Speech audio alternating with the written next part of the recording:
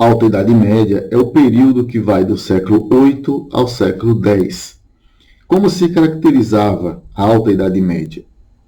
Primeiro vamos citar a matriz romana. Da matriz romana veio o caráter sagrado da monarquia, a germanização do exército, a hierarquização social, as vilae romanas, da qual essas grandes propriedades rurais deram origem aos feudos, e também vamos citar a nova espiritualidade originária do cristianismo. Da matriz germânica vem o poder descentralizado, o comitatus, que era o juramento de fidelidade estabelecido entre guerreiros e chefes militares, o direito consuetudinário, baseado nos costumes transmitidos oralmente. Da matriz cristã, podemos aqui citar a unidade espiritual essencial para aquela sociedade. A Igreja Católica Apostólica Romana ela teve um papel muito atuante nesse período. Foi a única instituição que não ruiu junto com o Império Romano do Ocidente.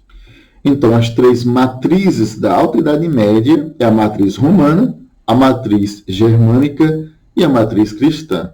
Prevaleceram também nesse período três importantes impérios: o Império Carolíngio, ou Império Franco, o Império Bizantino e o Império Islâmico. O Império Carolíngio ele se caracteriza pelo seu povo, que era o povo franco, a unificação que se deu com o imperador Clovis, a dinastia merovingia, e é bom citar também que Clovis foi o primeiro rei pagão convertido pela Igreja. No governo de Clovis, o Estado era uma propriedade do soberano.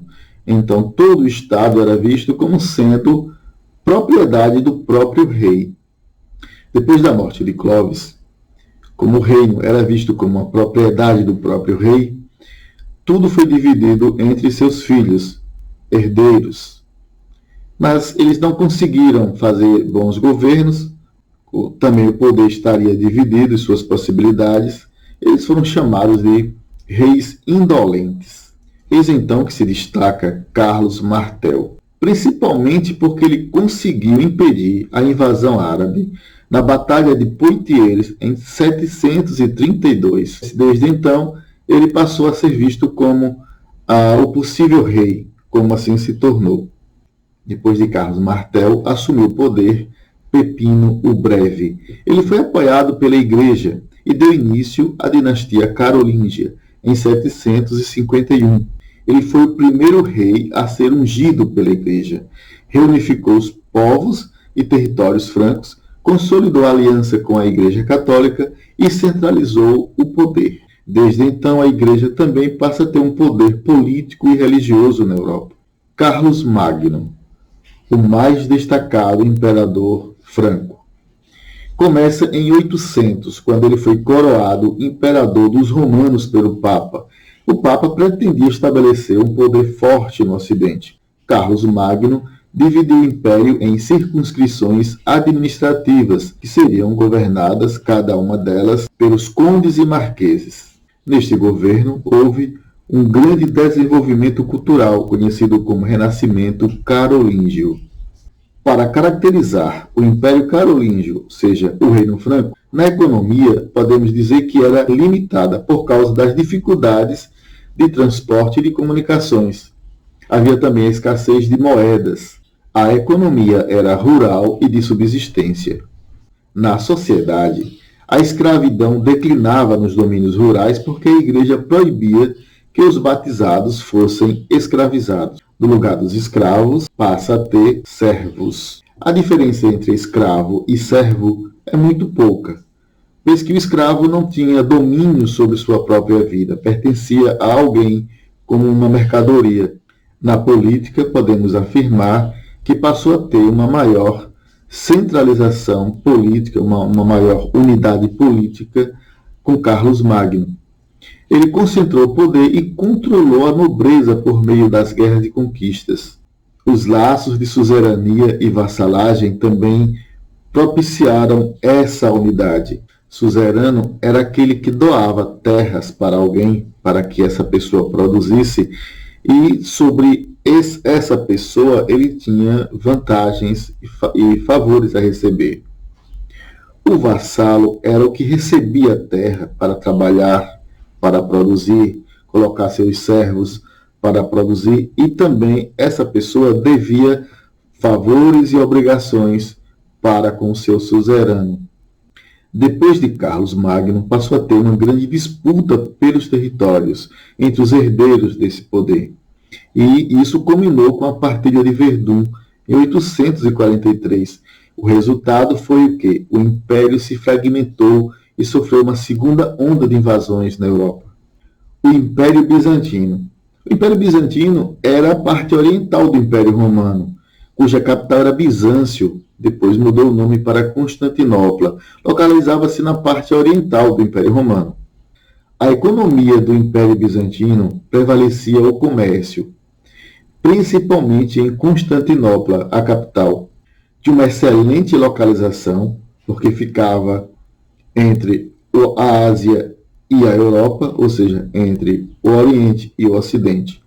A religião era o cristianismo, e surgiram algumas heresias. A mais conhecida dela foi a iconoclastia. A iconoclastia era o culto das imagens de Cristo e da Virgem Maria e passou a ter uma dura contraposição. Depois de muitas lutas, aqueles que defendiam o uso de imagens passou a ter o direito de utilizá-las sem problema. A política do Império Bizantino era autocrática. O imperador era chamado de autocrata Basileus e era governante com poder ilimitado. Tinha um profundo peso do direito, que era uma herança romana, na elaboração das leis e no respeito a essas leis. O apogeu acontece com o chamado século de Justiniano, que foi de 518 a 610. Justiniano governou com grande força, com um corpo burocrático bem estabelecido. Destacou-se o Código de Justiniano, uma das partes da obra Corpus Juris Civilis. A origem do Império Islâmico acontece com Maomé em 612. Acredita-se que ele teve uma aparição do anjo Gabriel e lhe pediu, em nome de Deus, para fundar uma nova religião totalmente diferente daquela que existia até então. O Império Islâmico ocupa uma vasta área e população. Saindo do Oriente Médio, se espalhou por partes da Ásia, norte da África e também na Península Ibérica, na Europa. Depois da morte do profeta, eles se dividem entre sunitas e xiitas. Na religião, eles seguiam o livro Alcorão, ou Corão, que contém as revelações que Allah fez a Maomé. Contém também os dogmas religiosos e indica como conservar a ordem social, proíbe o consumo de carne de porco e de bebidas alcoólicas, além de execrar, ou seja, proibir veementemente o roubo e os jogos de azar. Vamos destacar também a Sunna, que é o conjunto de tradições não contidas no Corão a serem seguidas. O feudalismo foi uma organização política, econômica e social que se baseava na relação entre suzeranos e vassalos. O feudo é a terra concedida pelo suzerano a um vassalo, em troca de sua fidelidade e apoio militar. Ao concederem um feudo a um vassalo, o rei concedia aos senhores o domínio sobre a população ali existente. Um feudo era uma grande propriedade de terra e suas construções no interior. Por exemplo, o castelo era a habitação do senhor feudal e de sua família. O manso senhorial eram as terras de domínio do senhor feudal. O manso servil era a área de produção de subsistência dos camponeses, ou seja, dos servos. Terras comunais era o lugar onde os servos podiam coletar madeira, fazer pastagens e onde ficavam os rios. Também era o local onde os senhores e seus amigos e familiares iam caçar, pescar e outros tipos de entretenimento. Na economia, com a diminuição do comércio, a principal atividade econômica era a agricultura de subsistência. A sociedade feudal era composta pelo senhor feudal e pelas classes, o clero, nobres e guerreiros e servos. Senhor feudal era o dono do feudo. O clero, membros da Igreja Católica. E os nobres eram os grandes proprietários de terra, senhores feudais, assim como também pessoas que ocupavam títulos de nobreza. Vilões eram camponeses que alugavam pequenos lotes de terra do senhor feudal. Eram livres. Os servos eram os camponeses que trabalhavam nas terras do senhor feudal e não podiam abandoná-las. Viviam sob pesadas obrigações e impostos. As obrigações dos servos eram muitas. Por exemplo, a corveia era o trabalho gratuito na construção de pontes, fortificações, cercas e em outros lugares. Esse trabalho era gratuito, ou seja, o servo não era remunerado. Ele tinha que trabalhar de graça para o senhor feudal, alguns dias na semana.